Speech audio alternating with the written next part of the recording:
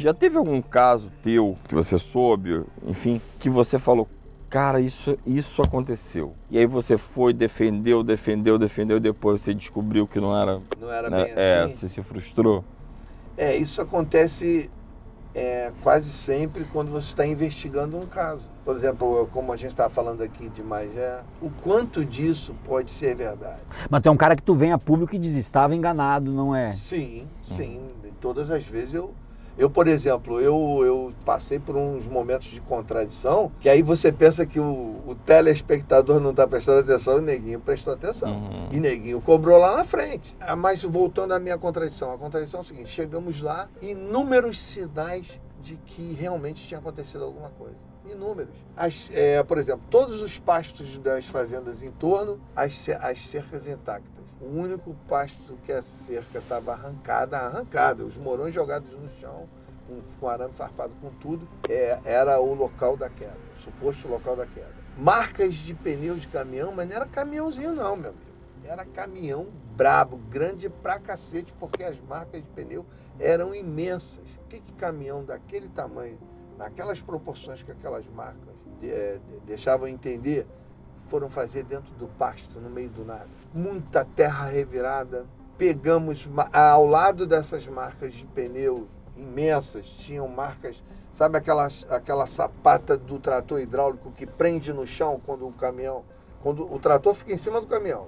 Quando ele tem que levantar alguma coisa, não tem as pás hidráulicas. Sim. Aquela sapata hidráulica que segura o caminhão no chão, tinha essas marcas. Fotografamos, tiramos as medidas, fizemos tudo. Tinha uma galera lá com detector de metal, com aquele negócio de radiação. Então a galera estava muito bem equipada. E aí o que acontece? Passado o tempo, que aí eu tive a experiência com Magé, você passa a entender mais ou menos como o serviço de inteligência funciona, eu comecei a achar que deixaram muitas evidências ali e que se deixaram era para a gente achar que era ali. Eu comecei a achar que eles jamais deixariam aquelas evidências todas se eles não quisessem que a gente acreditasse que era ali. O tempo passou e aí veio o documentário do Marcão. E aí veio uma testemunha muito importante, né, até hoje em Varginha, que é o Ruber Ladeira, que trouxe informações de bastidores, da população, dos moradores. E aí não teve como contestar. Porque aí o dono da fazenda, Maiolini, disse que ele não estava no dia, mas os funcionários estavam e os funcionários confirmaram. O casal de caseiro, aquele? Não. Isso é importante dizer. O Eurico e Oralina, que é o casal que viu, eles viram o objeto passando no céu em outra fazenda. Não é na fazenda Maiolini. Já meio que saindo fumaça e quase caindo. Exatamente. Né? Não é na fazenda onde caiu. A fazenda onde caiu fica em mais ou menos uns 25 Não, e quando tu vê o depoimento desse casal, tu vê assim...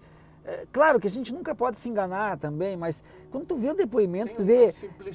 não são pessoas que teriam motivo para mentir, né, cara? Sabe aquele casal rural, do meio do campo? Nem suporte suficiente para inventar uma sem história, vocabulário suficiente para falar, sem aí nada depois disso. Veio a confirmação através do dono da fazenda, né, que os funcionários viram, depois através dos próprios soldados, que alguns falaram, aqueles famosos vídeos, e um deles confirmou. Depois veio moradores próximos, que na época nós fomos atrás. Um disse que o exército estava sempre ali e o outro não nos recebeu, das casas próximas. Então, me parece que eles estavam previamente avisados que não era para falar absolutamente nada.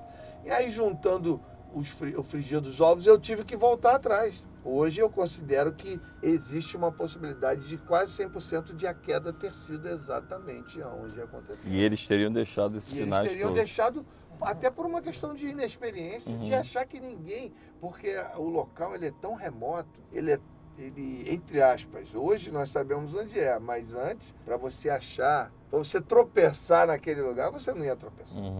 Alguém tinha que chegar e te dizer, olha, foi lá, senão você não conseguiria achar aquele lugar. A ufologia, ela requer um olhar que quando você fala de ufologia, você tem sempre que usar os seguintes artifícios de vocábulo.